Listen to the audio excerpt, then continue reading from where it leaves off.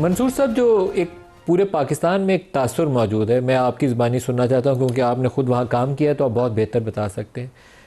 अफ़गान जो तालिबान ग्रुप्स हैं या दूसरे जो वहाँ ट्राइबल एक सिस्टम है पूरा, इंडियन गवर्नमेंट का वहाँ अफेक्टिवली कितना रोल मौजूद है, कितना उनका फंडिंग ये काम करती है और टीटीपी के ऊपर कितना वो कंट्रोल करते हैं?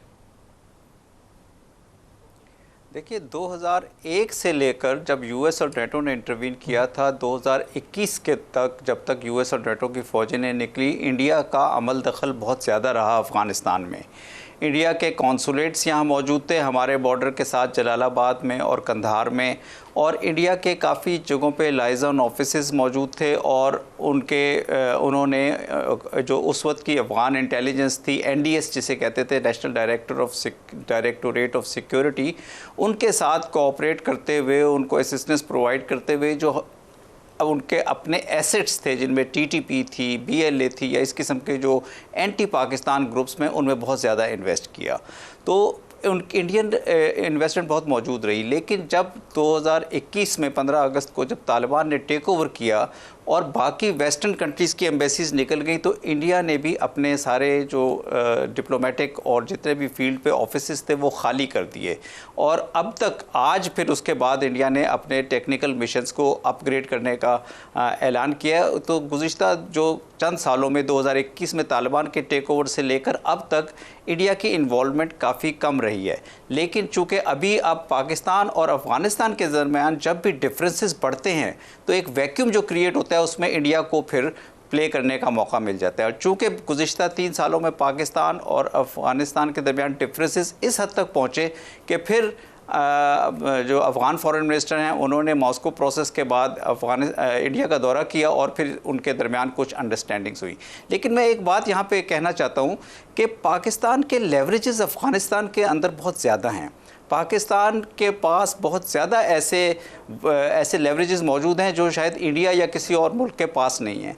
पाकिस्तान को क्रॉस बॉर्डर टेररिज्म पे काबू पाने के लिए जो अफ़गानिस्तान से हो रहा है, पाकिस्तान को ओवरऑल रिलेशनशिप पे अफ़गानिस्तान के साथ फोकस करना पड़ेगा।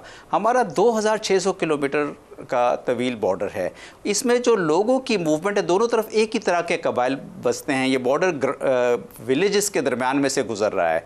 तो इन लोगों की मूवमेंट्स के लिए कोई ऐसा मैकेनिज़्म हमें इवॉल्व करना पड़ेगा, चाहे वो वीज़ा के ऊपर बेस्ड हो या कोई डॉक्यूमेंटेड सिस्टम के ऊपर बेस्ड हो, ताकि दोनों ममालिक के दरमियान ताल्लुकात एड्रेस हों।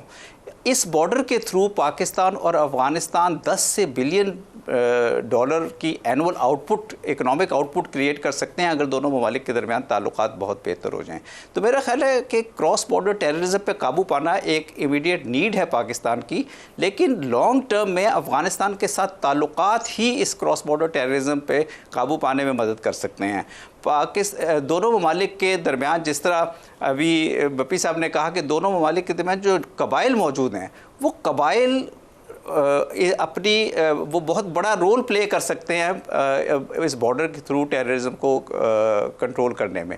तो मेरा ख्याल है कि पाकिस्तान के लिए अब ये चूँकि एक हम ऐसे मरहले से गुजरे हैं जहां मिलिट्री एस्केलेशन की तरफ जाना पड़ा है और अब हम डी एस्केलेशन में चले गए हैं, अब हमारा फोकस होना चाहिए कि हम किसी तरह जाके अपनी रिलेशनशिप जो है पाकिस्तान और अफ़गानिस्तान की रिलेशनशिप को एड्रेस करें। रिलेशनशिप सफ़र कर रही है गुज़िश्ता 4 दहाइयों में, जो यहाँ जिहाद हुआ या सिविल वॉर हुई या यूएस और नेटो की इन्वॉल्वमेंट रही। अब मेरा ख्याल एक ऐसा मौका मौजूद है, चूँकि कोई गैर मुल्की अफवाज मौजूद नहीं है, कि पाकिस्तान और अफ़गानिस्तान को अपने बुनियादी नेचुरल ऑर्गेनिक रिलेशनशिप के ऊपर फोकस करना चाहिए। खुर्रम साहब, ये दो हमारे जो मोहतरम पैनलिस्ट हैं, दोनों की राय के अंदर जो वहाँ कबाइल मौजूद हैं उनको इंगेज करना बहुत इंपॉर्टेंट है। तो सुहेल अफरीदी तो उस मामले में आपके लिए बहुत मददगार साबित हो सकते हैं। ख़ुद जिस इलाके से बिलोंग करते हैं वो इन ग्रुप को इकट्ठा भी कर सकते हैं, बातचीत भी आगे बढ़ाने में कारगर साबित हो सकते हैं। जी, बहुत अच्छी बात है। अगर पाकिस्तान में रहने वाले जो कबाइल हैं, हमारे भाई और बहनें हैं, अगर वो मिलकर ये फैसला करते हैं कि उन्होंने अब इन दहशतगर्दों को पनाह नहीं देनी, इनको जो है रेफ्यूज प्रोवाइड नहीं करना, उनको सपोर्ट नहीं करना, तो ये पाकिस्तान के लिए मददगार है। लेकिन जो हालिया तारीख है वो 4 साल से, जिस दिन से तालिबान का टेक ओवर हुआ है, मैं आपको याद करा दूं कि उन्होंने आते ही टीटीपी के बहुत सारे लोग जो वहां जेलों में थे उनको रिहा किया, सैकड़ों की तादाद। तो वो तो एक ही दरअसल ग्रोह है।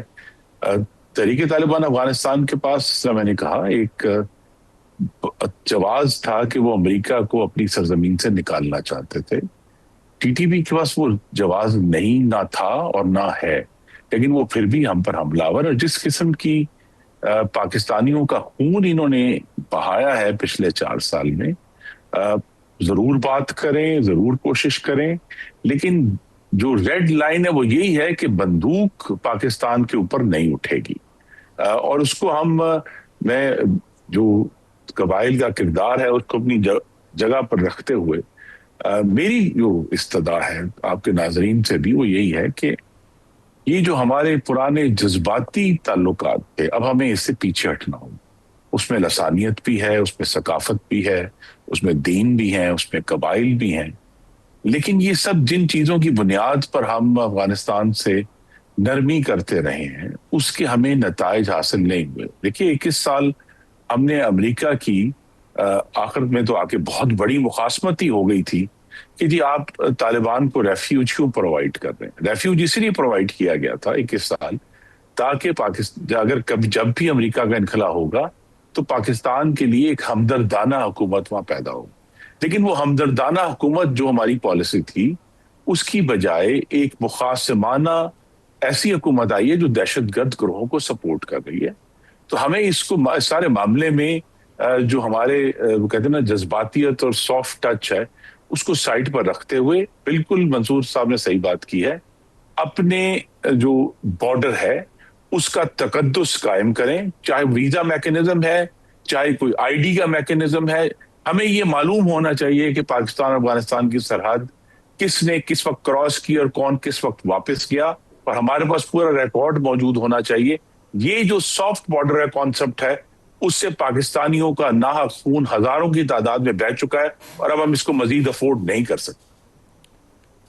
दुरुस्त है, दुरुस्त है। बपी साहब, जो अनरेगुलेटेड बॉर्डर है वो दुनिया में कहीं पे भी राइज नहीं है, और हमें भी उसके ऊपर काम करना चाहिए। बाकायदा एक रेगुलेटेड रजीम होना चाहिए। कोई भी क्रॉस बॉर्डर मूवमेंट ऐसी नहीं होनी चाहिए जो प्रॉपर्ली या तो वीज़ा रजीम के अंडर ना आती हो, या किसी और मैकेनिज्म जिसके तहत इजाज़तनामा लेके वो सरहद के पार जा सकें। तो इसके ऊपर प्रोविंशियल गवर्नमेंट को, फेडरल गवर्नमेंट को, दोनों को एक कोऑपरेटिव अरेंजमेंट से आगे चलना चाहिए। ये आपस की लड़ाई नहीं हो सकती कि सूबा वफाक के ऊपर बयान दे रहा हो और वफाक सूबे के चीफ मिनिस्टर को टारगेट कर रहा हो। इकट्ठे बैठे मिल के हल निकालें। मलिक साहब, मैं आपको ना एक चीज़, 2-3 फैक्ट्स अगर बात करूँगा, प्लीज़ इसको फिर पॉलिटिकल डिफरेंसेस का इशू नहीं बनना चाहिए। नई गवर्नमेंट आई, नई गवर्नमेंट बनने के हवाले से आप देखिए, आपका अफगान कॉन्फ्लिक्ट चल रहा था बॉर्डर के ऊपर, इस वक्त तो फेडरल गवर्नमेंट को, केपी गवर्नमेंट को सपोर्ट करना चाहिए था। जैसे ही सोहेल अफरीदी का नाम आया, उसकी पुरानी तकरीरें उठा के जिस तरह उसको कॉन्ट्रोवर्शियल बनाया गया, खैर वो चीज़ ख़त्म होगी, वो चीफ मिनिस्टर बन गए। अब वो इमरान खान से मुलाकात के अपनी काबीना बनाना चाहते ताकि हुकूमत का तसलसल हो, मुलाकात नहीं करें, और खान साहब को कैद तन्हाई में डाल दिया। बुशरा बीबी खान साहब इस वक्त पाकिस्तान को बताओ कैद तन्हाई में चले गए। पिछले 4 दिन से हमारी कोई मुलाकात नहीं। कल सुबह शायद उसकी सोहेल अफरीदी की मुलाकात होती नहीं थी, लेकिन हमें लग रहा है कि अगले हफ्ते 10 दिन के लिए कल इम्कान है सोहेल अफरीदी की इमरान खान से मुलाकात हो जाएगी। कल इम्कान मौजूद है इस बात, अल्लाह करे हो जाए। सो वो डायरेक्शन आएगी, गवर्नमेंट बनेगी, बात आगे चले। लेकिन आप जरा फेडरल गवर्नमेंट का किरदार चेक करें ना। अब एक छोटी सी बात है, अभी आज वो मैं देख रहा था कि जी केपी गवर्नमेंट ने शायद वो गाड़ियां लेने से इनकार कर दिया। ये अक़वाम मुत्तहिदा की 5 पुरानी गाड़ियां थी जो कि सिर्फ बुलेट प्रूफ है, बॉम्ब प्रूफ नहीं है। उन्होंने कहा जी आप ले लें। उन्होंने कहा जी ये गाड़ियां तो बुलेट प्रूफ में है, मतलब ये तो औरंगज़ई और मतलब इवन कि पेशावर में कोई पुलिस वाला नहीं इस्तेमाल कर सकता। अल्लाह माफ़ करी किसी पे अटैक हो जाए तो ये गाड़ियां तो किसी काबिल नहीं, और ये 20 साल पुरानी यूएनओ की गाड़ियां। तो उन्होंने कहा हमारे पास हमने 2 अरब की नई गाड़ियां ऑर्डर की हैं, अगर वाकई फेडरल गवर्नमेंट देना चाहती नई गाड़ी दे दे, लेकिन उसको कॉन्ट्रोवर्सी बनाया गया। अभी मुझे याद आया कि वो अफगान जो कैंप्स हैं उनको डी नोटिफाई कर दिए। आई अंडरस्टैंड गवर्नमेंट की मजबूरी है, बड़ा तरीका, लेकिन आपको समझना चाहिए कि वहाँ ये 43 कैंप्स हैं जो केपी में हैं, 10 कैंप्स हैं जो बलूचिस्तान में, और 1 कैंप पंजाब में। और जी एक दिन में उनको 38 जो कैंप्स हैं डी नोटिफाई कर दिया। अब ये 15 लाख लोग जब वहाँ से जिन्होंने बाहर जाना है, जिनमें तकरीबन को 12 के करीब एजेंसियों ने वेटिंग करनी है, जिसमें FIA और बहुत सारे इदारे हैं, वो एक इदारे से क्रॉस करके उन्होंने बाहर जाना है। अब वो जो लोग पिछले 30-40 साल से रह गए, उन्होंने वहाँ पर बिजली के कनेक्शन लगाए, उनकी ट्यूबवेल्स लगी हैं, उनके घर घर हैं वहाँ हैंडिंग ओवर टेकिंग ओवर है ना, वो सिक्योरिटी के मसाले हैं। तो हमारी केपी गवर्नमेंट ने फेडरल गवर्नमेंट को कहा कि आप हमारे साथ बैठ के कोलैबोरेट करें, हम इसको स्लो एक सस्टेनेबल तरीके से इन लोगों को यहाँ से भेजते भी हैं, आपके साथ बात भी करते हैं, आपसे जो गाड़ियाँ लेनी उस पर भी बात करते हैं, हमारी गवर्नमेंट भी बनने दें, हम जो जिरगा भी। सो पॉजिटिव एट्रीब्यूट्स जो भी आपको इस वक्त खैबर पख्तूनख्वा गवर्नमेंट से आ रहे हैं वापसी पे, उसके ऊपर जो सवालिया निशान बनाए जा रहे हैं, मैं हैरान हूं कि फेडरल गवर्नमेंट आखिर हमें क्यों स्टेक होल्डर नहीं समझ रही।